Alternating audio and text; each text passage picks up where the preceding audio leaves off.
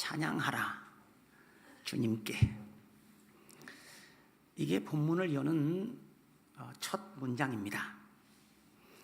시편 107편부터 시작되는 시편의 마지막 5번째 권을 앞둔 이 4번째 책의 마지막 2시편의 첫 시편입니다. 5개의 책으로 구성되어 있는 모세오경에 빗댄 5권으로 구성된 책이 시편입니다. 1편부터 41, 42부터 72, 73부터 89, 90부터 106, 107편부터 150편. 이렇게 5권으로 되어 있는 이 시편 전체가 찬양집이긴 하지만 원칙적으로 이야기하면 이 마지막 책, 5번째 책이 찬양집, 다 아시는 대로 원수에 대한 보복을 구하는 기도도 있고 왕을 위한 간구도 있고 그런 내용들이 다 포함되어 있는 시편 중에 이 마지막 5번째 책이 원칙적으로 찬양집이라고 할 수 있는데 그 찬양집 바로 앞에 2개의 시편이 있습니다. 이 시편은 말하자면 본격적인 찬양의 이야기로 들어가기 전에 마치 관문처럼 그 근거를 밝히듯이 조상 때부터 출애굽과 광야 그리고 들어온 땅에서 저지른 범죄까지를 포함하여 펼쳐지는 역사의 대서사시입니다. 말하자면 이스라엘 역사가 총망라되고 있는 이 2개의 시를 여는 서두에 10개의 동사가 등장합니다. 이게 5절까지 이어지는데 이 동사의 마지막 것이 기억하라입니다. 이 10개의 명령어들은 1절에 3개, 하나, 2개, 하나 전체가 10개인데 이 10개 명령어들이 이렇습니다. 감사하라, 송축하라, 그분의 이름을 불러라, 그의 행적을 선포하라, 그를 찬양하라, 그에게 연주를 해드려라, 악기로 연주하라, 그의 놀라운 행적들에 관하여 말을 해라, 그의 거룩한 이름을 기려라, 주님을 그리고 그의 능력을 구하라, 항상 그의 얼굴을 찾으라, 그의 기사를, 그의 놀라운 기적 같은 행위들을, 그의 놀라운 판결을 기억해라. 이렇게 문화적인 기억의 방식들입니다. 이것을 문화적 기억이라고 부르는데 얀 아스만이라고 하는 이 이집트 학자가 정의한, 그래서 우리는 어떻게 우리 신앙을 그 행위들을 통해서 기억해 갑니다. 기도하고 찬송하고 주님 자랑하고 하면서 우리의 신앙이 보존되고 전승되어 가죠. 사실 우리말 개역 성경은 5절과 6절을 위치를 바꾸고 섞어서 우리가 약간 오해할 수 있지만 사실은 이 5절까지로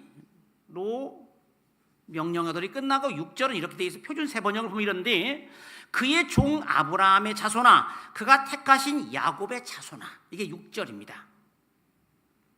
그래서 앞에 있는 9절들을 환기시키고 너희들 아브라함의 자손들아 이거 잊으면 안 된다.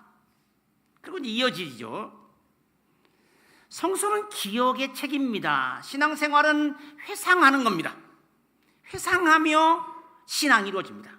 하나님의 구원 행위가 생생하게 잊혀지지 않도록 부단히 현재화하고 이 앞에 있는 이미 언급한 10가지의 동사들 행위를 통해서 하나님의 은혜가 회고되는 가운데 잊혀져서는 안 되는 그 사건이 옛날 이야기가 되지 않도록, 과거로 흘러가지 않도록 놔두면 안 된다는 겁니다.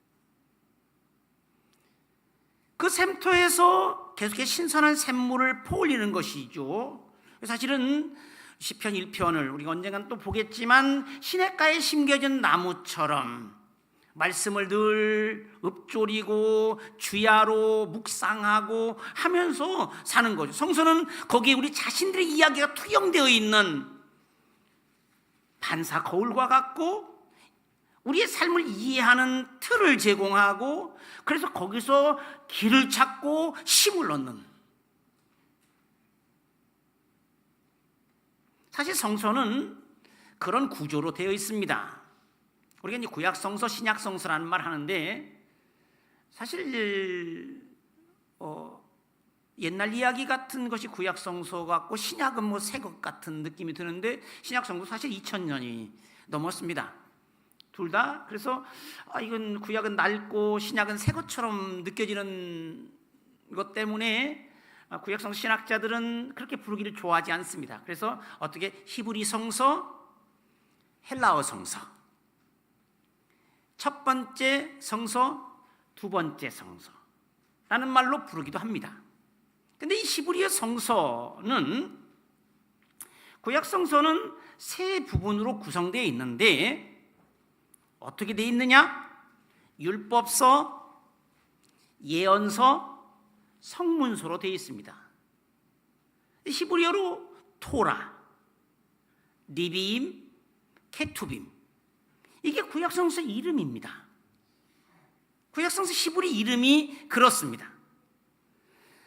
나름 이 구성의 의미는 이런 건데 모든 부분이 다 하나님 말씀인 것은 분명하지만 구조로 보면 가장 중요한, 구약 성서에서 가장 핵심되는 부분인 율법서, 모세오경은 좁은 의미의 하나님 말씀이고, 이어지는 부분이 예언서는 그 율법에 대한 예언자의 해석과 중재의 말씀이고, 그리고 시편으로부터 시작되는 이 성문서는 그 전해진 말씀에 대한 사람의 응답의 성격을 가진 말이라고 할 수 있습니다.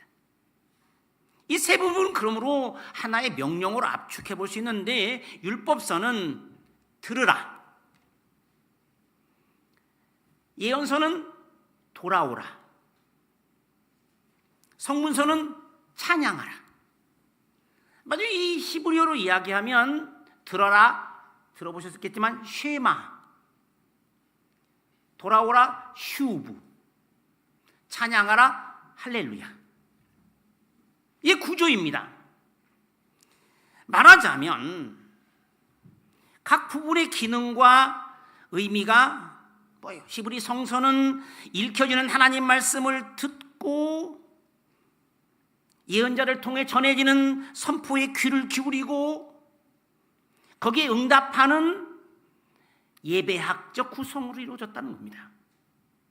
사실 이 할렐루야도 구약 성서에 몇 번 나올까요? 24번 나옵니다.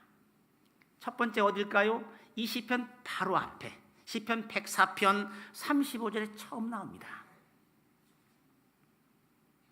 자, 예언자의 목소리를 대변하는 예언자의 후예 드린 설교자들은 뭘 합니까? 돌아오라고 하는 얘기입니다. 이 설교자는 예언자의 후예로서 그가 선포하는 소리 회개하라는 결국 돌아오라는 예언자의 신약성서적 버전입니다. 물론 이 돌아오란 말을 다른 말로 하면 뭡니까? 기억하라, 잊지 말라. 부단히 회고하는 것이죠. 다른 대로 세례요한의 설교도 예수님의 설교도 회개하라 하러 압축되죠. 예수님 자신이 큰 예언자였죠. 부모가 자녀에게 남겨줄 수 있는 최고의 유산은 아름다운 추억이다. 나는 서양 속담이 있습니다. 어린 시절에 경험하여 얻게 된 행복한 삶의 추억은 평생 행복한 삶을 위한 오리엔테이션이 됩니다. 아름다운 추억을 가진 사람들은 무의식 속에, 세포 속에 인생은 아름답다고 하는 이 삶에 대한 근원적인 긍정을 새기게 되죠. 자신 안에 행복의 샘을 파놓고 마르지 않는 샘물을 간직한 것과 같아서 무한된 에너지원이 되죠. 뼛속에, 피부 속에 행복 DNA를 축적해 놓는 겁니다. 그래서 어려움이 있어도 이길 힘이 있어. 이거 지나가면 긍정적인 것이죠. 이거 어려움을 극복할 수 있어 하면서 없어지지 않는 힘을, 재산을 모아둔 겁니다. 사용한다고 해서 줄어드는 것도 아닙니다. 쓰면 쓸수록 오히려 더 값지게 되는 것이 추억이죠. 어려움을 만날수록 더욱 쓸모 있어지는 것이죠. 그렇죠? 아름다운 기억을 남겨줘야 합니다.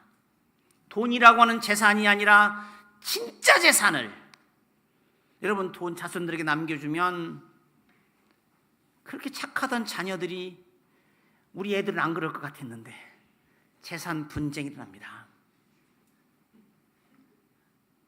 줬는데 받았는데 적다고 이야기합니다.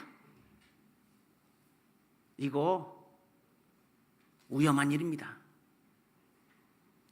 대신에 아름다운 추억을 주면 그들은 효자 효녀가 되고 그리고 스스로 찾아옵니다. 망각은 범죄다. 망각은 범죄다. 이 아우슈비츠에 쓰여 있는 글귀입니다. 독일에서는 전쟁의 시기가 되면 늘 전쟁 기록 영화를 보여줍니다. 흑백으로. 제가 독일에 가서 살게 된 처음에는 웬 이 진부한 옛날 흑백 영화를 보여주는가. 그 폭탄 떨어지는 거 별로 재미도 없는 그것을 자꾸 보여줍니다. 그들은 잊지 않기 위하여 노력합니다. 우리가 사진과 포스터를 좀 보려고 하는데 독일 남부의 대학 도시인 프라이부르크 시내 모습입니다. 사실 이 도시는 독일에서 가장 살기 좋은 도시의 1위에 자주 오르는 도시인데 제가 2019년도 안식년에 거기를 방문했다가 찍은 사진입니다. 사실 잘 보이지는 않지만 저 길 바닥에 작은 표식들이 박혀 있습니다. 여기 사실은 조그만한 또랑인데 눈에 보이지 않을 만큼의 기울기로 시내 전체에 저 작은 물이 흐릅니다. 아주 기가 막힌데 여기 표식들은 뭐 하는 걸까요? 나치에 의하여 희생당한 이들의 이름이 거기에 적혀 있죠. 걸어다니는 늘 길바닥에 볼 수 있도록 새겨놓은 겁니다.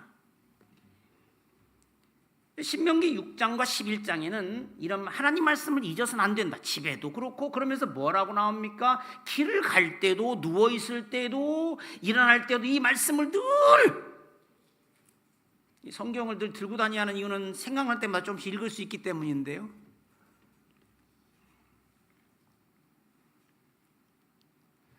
이게 사실 어느 도시에서나 볼 수 있는데 조금만 크게 보면 두 개 나란히 있는 것도 보이고 저 발가락이 제 발가락인데요.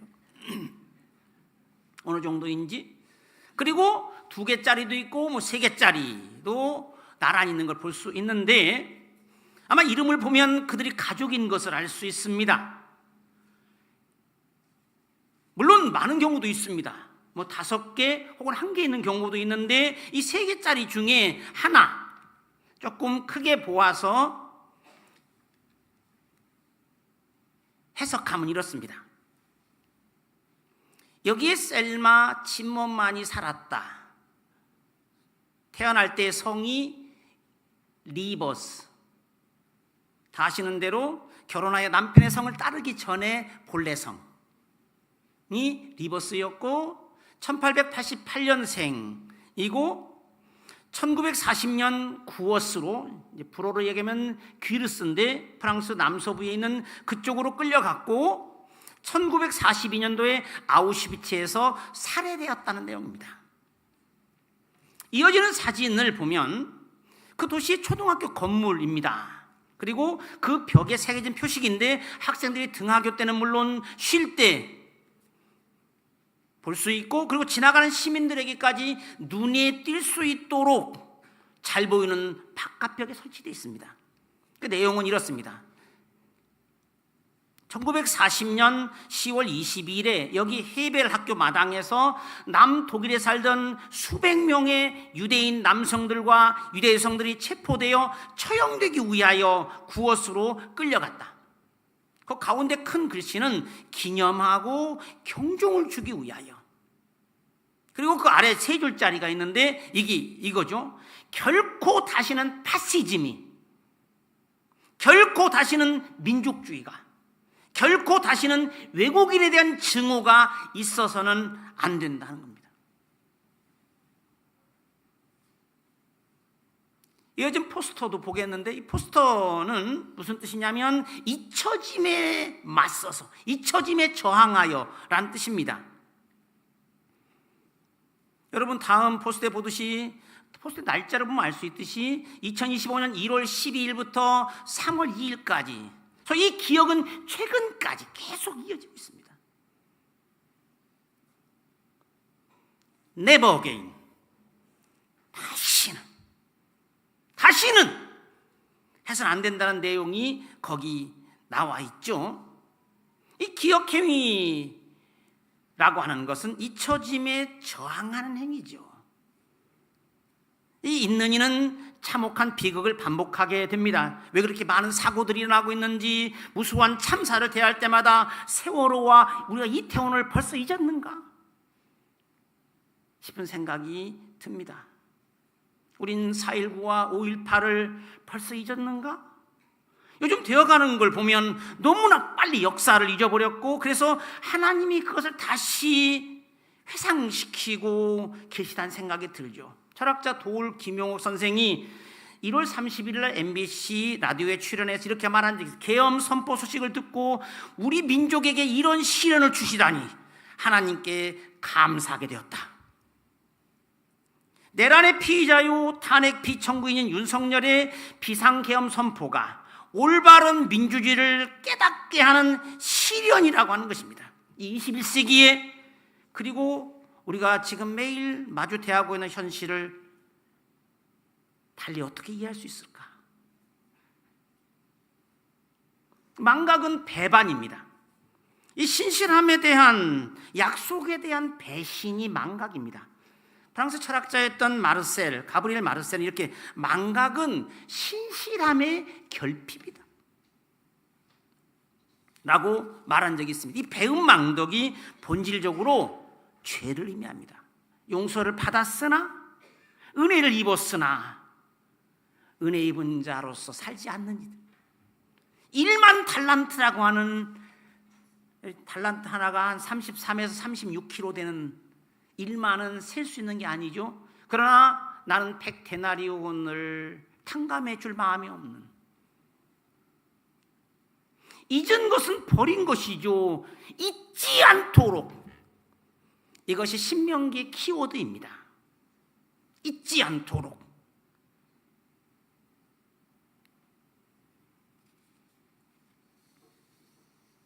여러분 안 그럴 것 같지만 화장실에 들어갈 때와 화장실에 나올 때 다르다고. 들어가서 풍요를 누리다 보면 하나님 잊어버린다는 겁니다. 하나님을 잊는다. 여기 호세아서에서 말하고 있듯이 이렇습니다. 호세아서 13장 6절에 보면 나오는 내용이 이런데,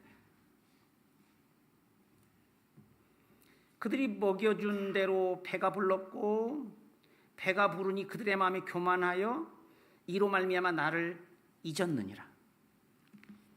이 개구리 올챙이적 시절이 있습니다.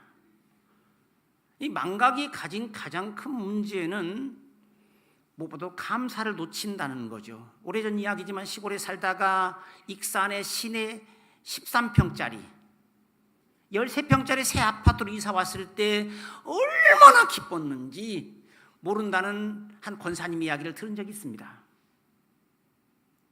그렇게도 넓고 그렇게 깨끗하고. 혹시 13평짜리 사시는 분 계세요? 탈무드에 나오는 랍비 이야기가 생각나는데, 여러 사람이 함께 사는 방이 비좁다고 불평하며 해결책을 찾으러 랍비에게 찾아온 젊은이 이야기죠. 랍비는 그 뭐라고 합니까? 그러면 그 방 안에 닭을 한 마리 키우십시오. 에? 그 비좁은 곳에, 그리고 한 주 후에 다시 오라 하죠. 그리고 이번에 뭐라 합니까? 불평하는 그에게 이번에는 당나귀를 한 마리 키우십시오. 설상가상이죠. 일주일 후에 다시 라벨에게 돌아온 이 사람이 더 이상 참을 수 없는 불평을 터뜨리면서 이야기죠. 그러자 랍비가 말합니다. 이젠 그 짐승들을 다 내보내십시오. 방이 얼마나 넓어졌는지. 넓어진 게 아니라 원래 그 방이 넓은 방이었죠.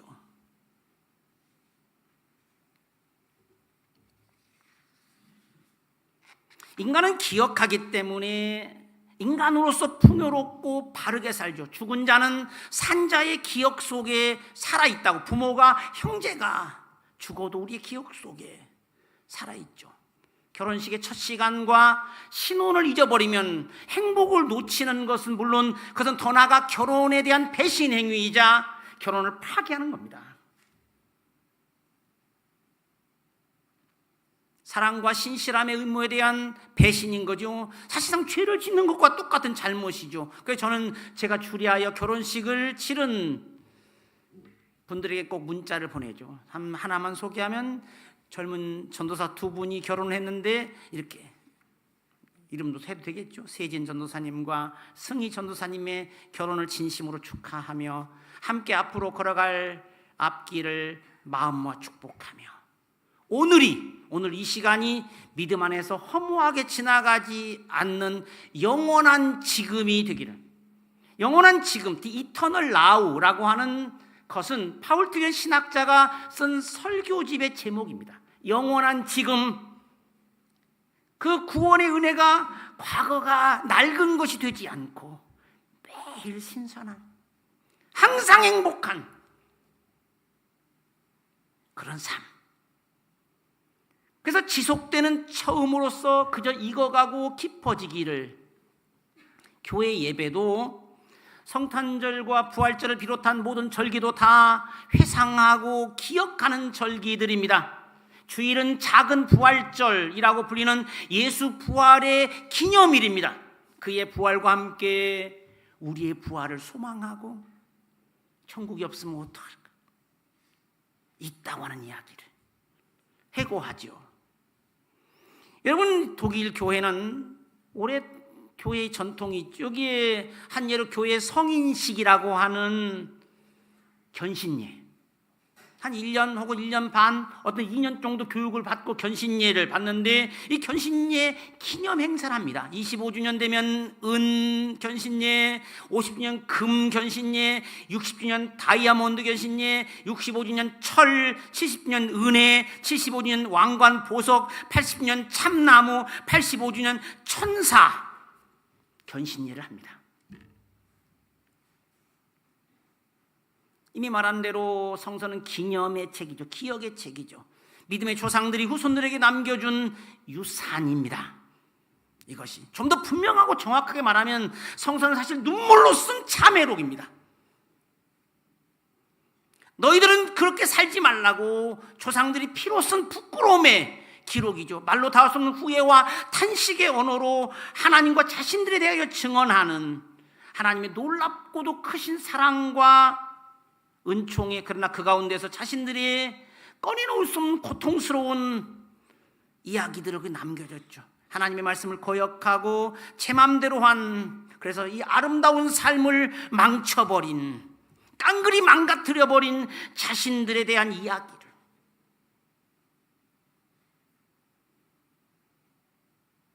정말로 추한 자신들의, 그러나 또한 따뜻한 하나님의 사랑과 용서로 감싸진 이야기를. 그래서 구약성서는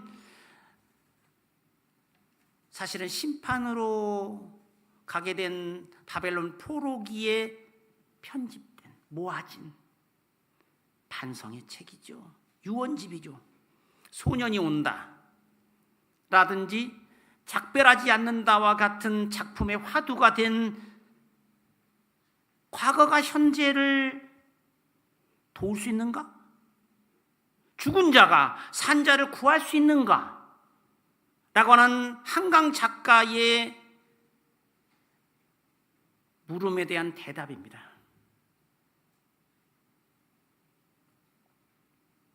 대답을 주려고 하고 길을 가르쳐 주려는, 즉 이게 과거일 수 없는 현재, 가야 할 길을 알려주고 제시하는 등불같이 현재를 이해하려면, 그리고 미래를 내다보려면 역사를 보라는 겁니다.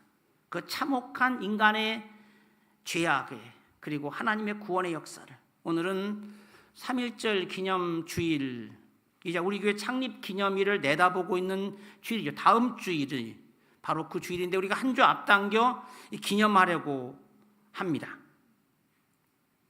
이 기념일은 잊혀짐에 대항하는 의도적인 게겐다스 페게슨, 잊혀지지 않도록, 잊지 않도록, 국가적으로는 광복절이나 한글날과 같은, 그리고 매해 한 해가 시작되고 나서 처음으로 맞이하는 국가 기념일인 3.1절도 그렇습니다. 3.1운동 당시 교회가 세상의 빛이었던 것을 생각하면 요즘 교회의 모습을 보며 매일이 고통스러울 만큼 괴롭습니다. 당시 인구 1600만 명 중에 20만을 조금 넘긴, 그래서 1.3%에서 1.5%에 불과했던 그리스도인들이 주도하여 민족의 과제를 자신들의 과제로 삼은 이 사실은 많은 설명이 필요치 않습니다. 이만일 장로가 2018년도 했던 3.1 만세운동과 종교개혁의 역할, 종교계의 역할이란 강연은 그 사실들을 환기시켜주고 있죠. 통계를 취하면 20% 이상의 역할을 한 그 민족의 짐을 짊어진 거죠. 교회는 세상의 빛이었고 민족의 희망이었습니다. 오늘날 교회는 극한의 우익 대변단체가 되었고 역사 퇴행과 반민주 진영의 요새로 치부되고 있습니다. 우리는 정말 기억하고 있을까? 다시 말하자면 결코 잊어서는 안 되는 역사를 잊음으로써 비극은 반복되죠. 거기서 얻어야 하는 교훈을 망각한 겁니다. 신앙적으로 말하면 하나님의 구원의 은혜와 사랑을 잊어버린 것입니다. 기억하라. 잊지 말라. 기억이 삶의 토대죠. 개인적으로도 마찬가지. 첩첩이 쌓인 그 사랑의 경험이 관계를 만드는 것이고, 삶은 기억을 쌓아두는 과정이고, 저는 신앙생활도 그렇게 이해합니다. 하나님과 추억 만들기. 천국에서 나눌, 권사님들 가시면 나눌 이야기들, 이야기거리를 늘려가고 쌓아가는 것이죠. 개인이든 역사든 마찬가지입니다. 개인과 집단의 기억이 그렇고 사적이고 공적인 기념일이 그거죠. 문제는 망각이죠. 우리의 신분을 잊기도 하고, 목사라는 신분, 아버지라는 신분, 아들이라는 신분, 우리의 소명을 잊기도 하고, 그리고 교훈도 잊어버린다는 겁니다. 다시 말합니다. 기억은 그것이 과거로 흘러가지 않도록 하는 의도적인 붙잡음의 행위입니다. 결혼기념일, 그날은 지나가면 안 되는 날입니다. 잊는다는 것은 버린다는 것이고, 슬그머니 놓쳐버린 하늘의 선물, 꺼뜨려서는 안 되는 신의 불꽃, 먹고 사느라 바빠서, 또는 들어오는 정보가 너무 많아서 우리가 가진 것들을 자꾸만 밀어내다 보니 놓친 경우일 수도 있고, 놔서 편하자고 한 경우도 있고, 그래서 그러면 그것과 함께 감사도 기쁨도 사라지죠. 사실 감사라는 말 속에 기쁨이라는 어근이 들어가 있는데요, 살 맛도 없어집니다. 그거 놓치면 삶이 뭔 재미가 있습니까? 그냥 살아? 신앙은 전승된 신앙의 유산을 앞에서 언급한 10가지의 동사행위를 통해서 문화적으로 기억하는 겁니다. 기억을 되살릴 때 감사하게 되고 힘을 얻게 되고, 다시 말합니다. 잊지 말라, 기억하라. 그게 설교입니다. 히브리 개념으로 돌아오라고 하는 과정, 매번 회고하고, 그래서 들어라, 쉐마에 이어지고, 찬양하라, 할렐루야로 이어지는, 매번 회고하는, 그렇지, 우리가 누구지? 기억은 그 샘에서 신선한 샘물을 계속 퍼올리는 얘기죠. 매번 꺼내 쓸 수 있고 또 쓴다고 없어지는 것도 아니죠. 신앙은 하나님의 사랑과 그 사랑에 대한 기억해내입니다. 그것이 우리를 이끌고 가죠. 바울은 이렇게 표현합니다. 고린도 5장 14절에서 그리스도의 사랑이 우리를 강권한다. 그 사랑이 우리를 끌고 간다. 그 사랑의 기억이, 그 결혼식의 그 장면이, 신혼의 행복이 지금 우리를 끌고 가는 겁니다. 하나님을 잊으면 큰일 납니다. 방향도 힘도 잃게 되고 우리에겐 이 언제든지 퍼올릴 수 있는 기억의 샘물이 있죠. 기억을 게을리하는 사람은 하나님과 역사 앞에 죄인이 됩니다.